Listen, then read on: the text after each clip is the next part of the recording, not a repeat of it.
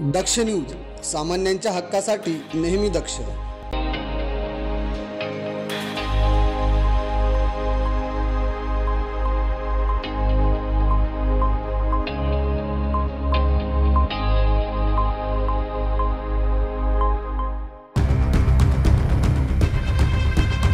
Sinnar Malegaon MIDC परिसरात Hind rectifier कंपनीतून तब्बल 320 किलो कॉपरची चोरी करणाऱ्या टोळीचा नाशिक ग्रामीण स्थानिक गुन्हे शाखेने पर्दाफाश केलाय।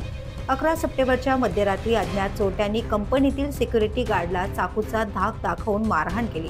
त्याचे हातपाय बांधून गोडाऊनमधून कॉपर वायरचे बॉबिन आणि AC साठी लागणारे कॉपर पाईप किंमत तब्बल 1,58,000 रुपयांचा मुद्देमाल लंपास केला होता। या घटनेनंतर जिल्हा पोलीस अधीक्षक बाळासाहेब पाटील आणि अपर पोलीस अधीक्षक आदित्य मिरखेलकर यांनी तातडीने दखल घेत स्थानिक गुन्हे शाखेला तपासाचे आदेश दिले। पोलीस निरीक्षक रवींद्र मगर यांच्या पथकाने गुप्त बातमीदारांच्या मदतीने संशयितांचा शोध सुरू केला।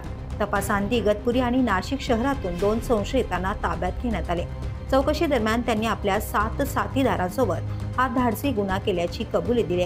पोलिसांनी संशयिताकडून 197 किलो कॉपर वायर आणि गुन्ह्यात वापरलेली टाटा छोटा हत्ती गाडी अशी एकूण 3,78,000 रुपयांची मालमत्ता जप्त करण्यात आली।